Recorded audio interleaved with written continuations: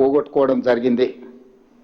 ఏది ఏమైనా ఒక పక్కన కొంతమంది రిటైర్డ్ ఇంజనీర్లు తెలంగాణ వాదుల ముసుగులో బీజేపీ బీఆర్ఎస్ ఈ ప్రభుత్వాన్ని తప్పు చేస్తున్నట్టుగా ప్రజల ముందు నిలబెట్టడానికి చేస్తున్న ప్రయత్నం నేపథ్యంలో ఈ పత్రికా సమావేశాన్ని ఏర్పాటు చేసి పూర్తి వివరాలను ప్రజలకు మేము వివరించదలుచుకున్నాం. తద్వారా పాత్రికేయ మిత్రులకు కూడా వాస్తవాలను వివరిస్తే చర్చ సందర్భంగా ఎప్పుడైనా మీరు కూడా ప్రజలకు వివరించడానికి అవకాశం ఉంటుంది. కాబట్టి ఈరోజు ఈ అత్యవసర పత్రికా సమావేశాన్ని మేము ఏర్పాటు చేయడం జరిగింది.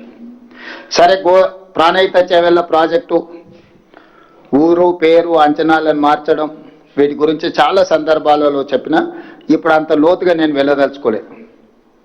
ఒక కట్ ఆఫ్ డేట్ తీసుకుందాం. జూన్ 21, 2019 నాడు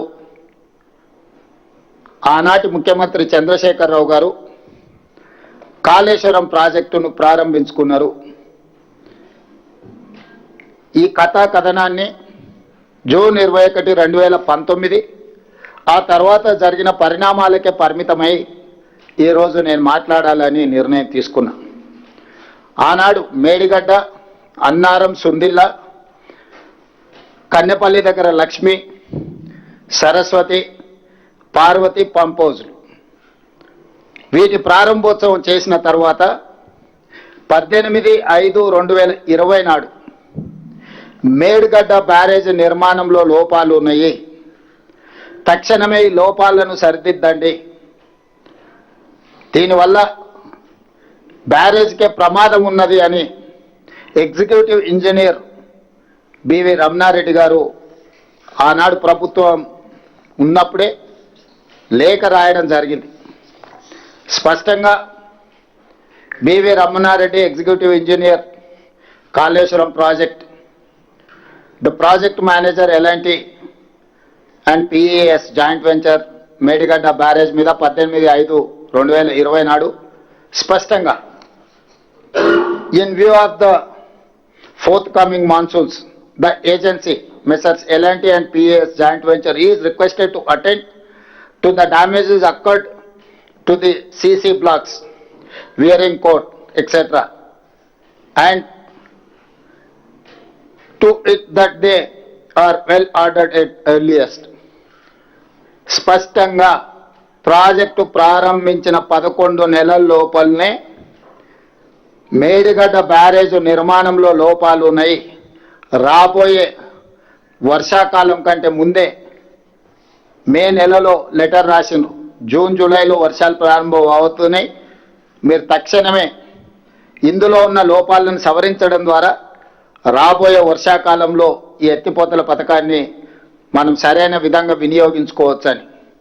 అంటే చంద్రశేఖరరావు గారు సాగునీటి పారుదల శాఖ మంత్రిగా ఉన్నప్పుడే ప్రాజెక్టు ప్రారంభించిన 11 నెలల లోపలనే మేడిగడ్డ బ్యారేజ్లో లోపాలు ఉన్నాయని బయటపడడం, ఆ లోపాలను సరిదిద్దండి అని ఎగ్జిక్యూటివ్ ఇంజనీర్ సంబంధిత ఏజెన్సీలకు లేఖ రాయడం, నిర్లక్ష్యం వహించడం వల్ల అది పెరిగి పెద్దదై చివరికి మేడిగడ్డ బ్యారేజ్ కుప్పగూలే పరిస్థితి వచ్చింది.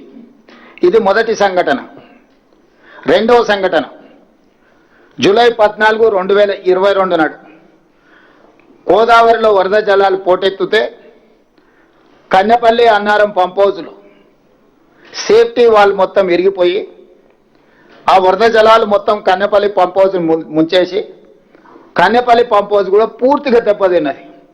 అది 2022 సంవత్సరం జూలైలో. అదేవిధంగా దాన్ని సరిదిద్దలేదు, దాన్ని రిపేర్లు పూర్తి స్థాయిలో చేయలేదు. ఇప్పటి కూడా కన్నెపల్లి పంపౌజ్ 100% వినియోగంలోకి రాలేదు. 2023 అక్టోబర్ 24న ప్రాజెక్టు ప్రారంభించిన 4 ఏళ్లకే మేడిగడ్డ బ్యారేజ్ కుంగిపోయింది. అక్టోబర్ 22 నాడే ప్రాజెక్టు ఏఈ మహదేవ్పూర్ పోలీస్ స్టేషన్లో పోయి ఫిర్యాదు చేసింది. అక్టోబర్ 21, 2023 నాడు మేడిగడ్డ బ్యారేజ్ కుంగిపోతే తెల్లారే 22 నాడు మహదేవ్పూర్ పోలీస్ స్టేషన్లో చంద్రశేఖరరావు గారే ముఖ్యమంత్రి సాగునీటి పారుదల మంత్రిగా ఉన్నప్పుడు ప్రాజెక్టు కుంగిపోయింది, తక్షణమే దీని మీద విచారణ చేయండి అని చెప్పి ఆనాడు పోలీస్ స్టేషన్లో ఎఫ్ఐఆర్ కూడా చేయడం జరిగింది. ఆ తర్వాత అక్టోబర్ 22, 2023 నాడు కేసీఆర్ ముఖ్యమంత్రిగా ఉన్నప్పుడే నేషనల్ డ్యామ్ సేఫ్టీ అథారిటీ ఎంబడే ఈ ప్రాజెక్టు కుంగుబాటుపై కమిటీని నియమించి నవంబర్ 1, 2023 నాడు చంద్రశేఖరరావు గారు ముఖ్యమంత్రి ఉన్నప్పుడే ప్రాథమిక నివేదికను అందించారు.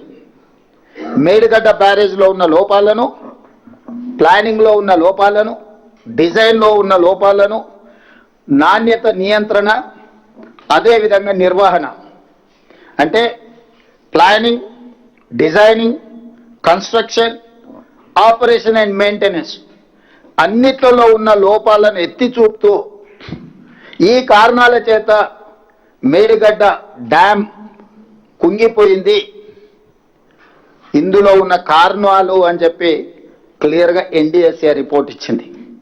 ఇప్పుడు ఎన్డీఎస్ఏ గురించి పదే పదే హరీష్ రావు గారు, చంద్రశేఖరరావు గారు ఎవరు ఎక్కడ ఎన్డీఎస్ఏ పోలేదు, కానీ మా దగ్గరికే వచ్చింది.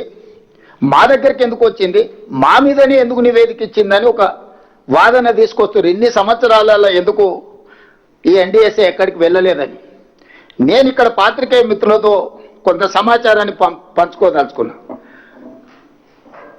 కేంద్ర ప్రభుత్వం భారతదేశంలో ఉన్న చాలా డ్యాంల యొక్క నిర్మాణము, నిర్వహణ, వాటి పరిరక్షణ కోసము dam safety act 2021, I'm repeating, dam safety act 2021 December 30, 2021 నాడు, అంటే దాదాపుగా 2022 జనవరి అనుకోండి. డిసెంబర్ 30, 2021 అంటే ఆ రోజు పార్లమెంటు ద్వారా చట్టాన్ని చేసిండ్రు. ఈ చట్టం యొక్క స్ఫూర్తి ఏంటంటే ఎక్కడైనా ఈ దేశంలో దేశవ్యాప్తంగా నిర్దేశిత డ్యాంల పర్యవేక్షణ, తనిఖీలు, నిర్వహణ, మరమ్మతులకు ఈ చట్టం సమగ్ర విధానాన్ని రూపొందించింది. భారతదేశంలో ఉండే అన్ని డ్యాంల యొక్క